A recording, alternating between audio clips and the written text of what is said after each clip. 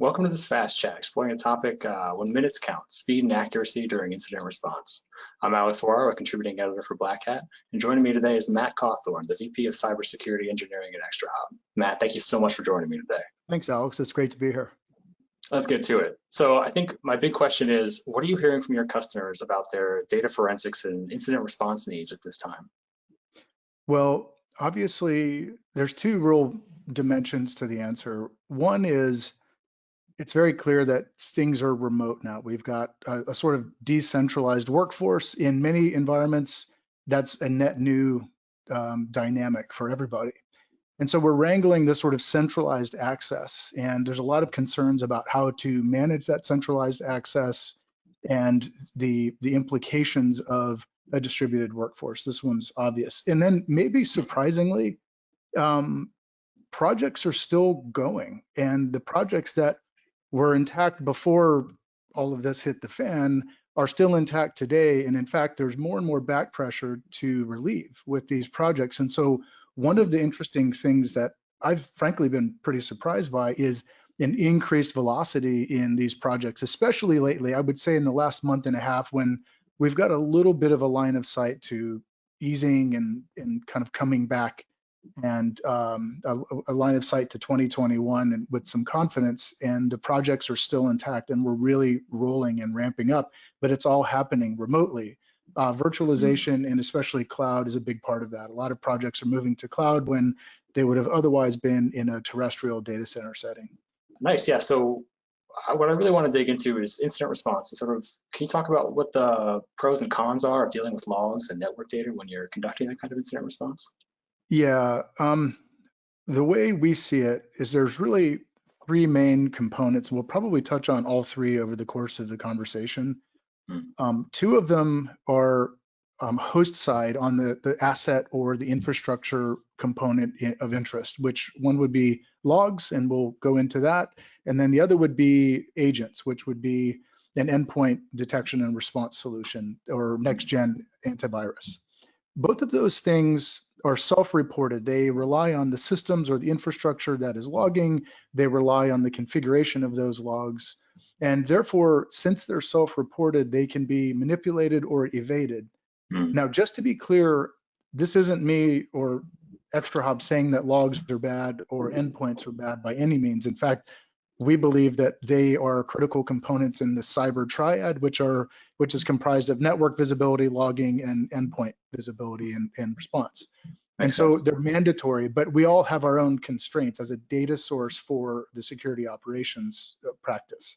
So from a logging perspective, one of the big conditionals there is that it's very, very unstructured data. It needs to be preemptively configured. You need to know what you want to log before you log it.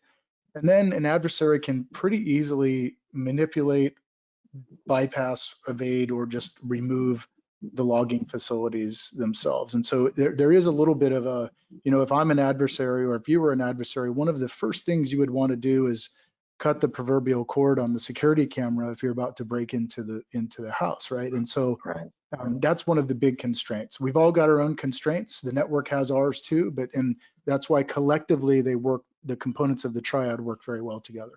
Yeah, that makes a lot of sense.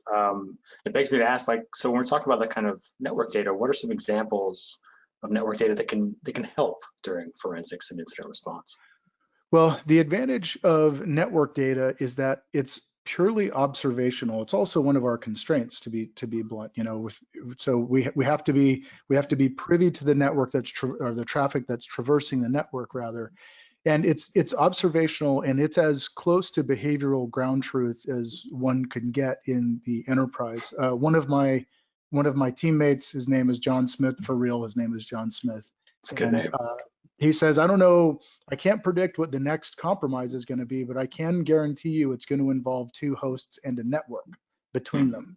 And so to the extent that you have fluency of the protocols, the languages that are being spoken and communicated across the wire, you have scale capabilities, and you have breadth and depth of your sort of processing power. You can actually handle the traffic at modern scale. You can get a lot of transactional behavior data that's really, really difficult to get via traditional means. That makes sense. Maybe we could talk a little bit before we go about what specifically ExtraHop or VLX does to help with sort of data forensics and incident response situations. Well, so on the forensics and response side, this is a super important question, because on the network side, in the NDR category, network detection and response, for too many, we would submit the R means response, like we're going to take an action in the network and shut a host down or quarantine it. And those are very valid use cases. But for us and RevealX, the charter is quite a bit broader than that, where response to us means supporting the actual operational concern of the incident responder and informing their decisions with data and with context and with information as they respond to a given incident. Whether or not that involves quarantining a host that's important, but the actual information that you need to gather and the context that you need in order to adequately respond and remediate is really where the rubber meets the road for us. We consider that to be a data analytics problem, and that's how we approach it. Yeah, I think it's a really interesting approach. I think it's great stuff, Matt. Thank you so much for your time, and thanks everyone for joining us. Yeah, thank you. Pleasure to be here.